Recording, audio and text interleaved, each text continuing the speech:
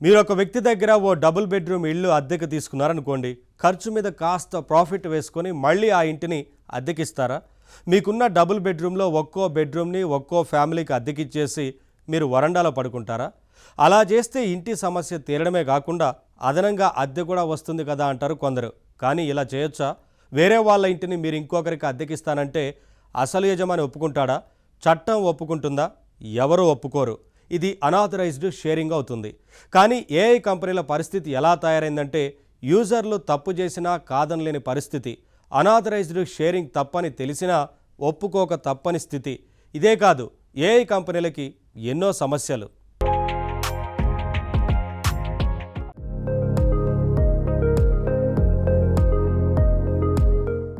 మీకు తెలుసా, కొందరు ఏఐ యూజర్లు తాము సబ్స్క్రైబ్ చేసిన ఏఐ టూల్స్ని ఇతరులకు అరువిస్తున్నారు. అద్దింటిని మరొకరికి అద్దించినట్టుంటోంది ఈ వ్యవహారం. యాంథ్రోపిక్ సంస్థ వారి ఏఐ టూల్స్ని వాడే కొంతమంది సబ్స్క్రైబర్లు తమ అకౌంట్స్ని ఇతరులతో షేర్ చేసుకుంటున్నారట. పెద్ద ప్యాకేజీలకి సబ్స్క్రైబ్ చేసి తమ అకౌంట్లని ఇతరులకు అరువిస్తున్నారు. కొందరైతే తమ క్రెడిట్స్ని గంటల చొప్పున అమ్ముకుంటున్నారు. ఈ విధంగా ఏఐ టూల్ని వాడుకుంటూ మిగతా సమయంలో ఇతరులకి ఇస్తూ నెల నెలా తాము కట్టేదానికంటే ఎక్కువ సొమ్ము సంపాదిస్తున్నారు. ఇదో ట్రెండ్గా మారింది. ఇక్కడే ఏఐ సంస్థలకి తలనొప్పి మొదలైంది. ఏఐ టూల్కి సబ్స్క్రైబ్ చేసి డబ్బు కడుతున్న ఒక యూజర్ మాత్రమే వాడితే సర్వర్ మీద ఒత్తిడి అంతగా పడదు. దానిని కంపెనీ తట్టుకోగలుగుతుంది.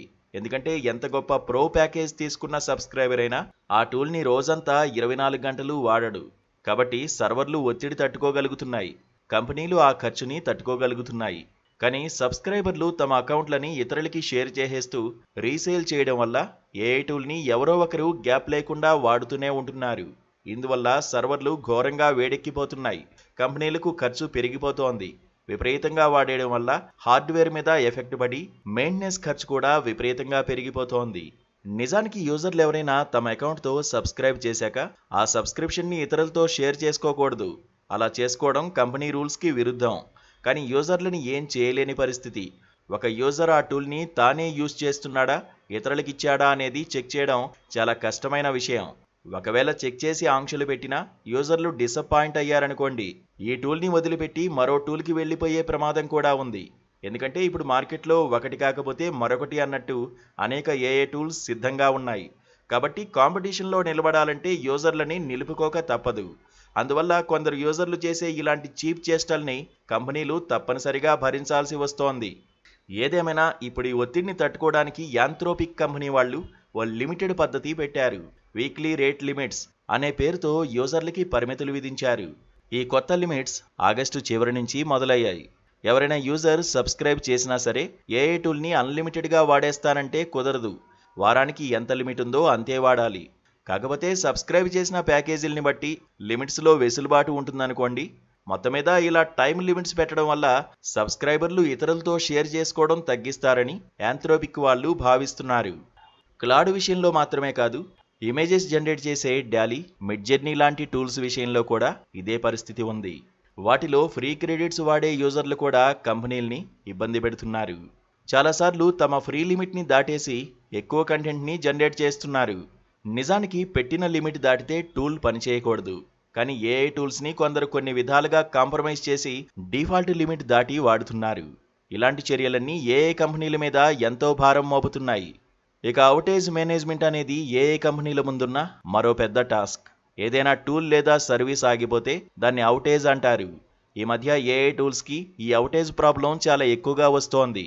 పీక్ టైమ్స్లో డిమాండ్ ఎక్కువైపోయినప్పుడు సర్వర్లు పనిచేయకుండా ఆగిపోతున్నాయి. జనం ఆన్లైన్కి అలవాటు పడ్డాక ఒక్క నిమిషం ఇంటర్నెట్ లేకపోతేనే చిరాకు పడుతున్నారు. అలాంటిది వాడుతూ ఉన్న ఏఐ టూల్ మధ్యలో నిలిచిపోతే మరీ అసహనం ఫీల్ అవుతారు. ఇలాంటి అవుటేజ్ పరిస్థితుల్ని మేనేజ్ చేయడం ఏఐ సంస్థలకి తలకమించిన భారంగా మారుతోంది.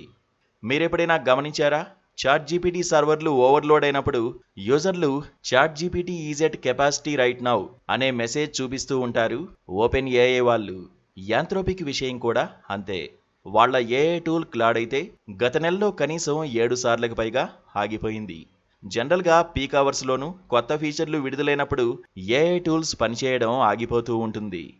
మొత్తం మీద ఏఐ అనేది ఎంత అద్భుతంగా కనిపించినా ఏఐ టూల్స్ని క్రియేట్ చేసే కంపెనీలకు మాత్రం వాటిని నడపడంలో ఇబ్బందులు చాలానే ఉన్నాయి. కాబట్టి ఏఐ అనేది ఒక పెద్ద సులువైన ఆదాయ మార్గం అని అనుకోవడానికి వీల్లేదు.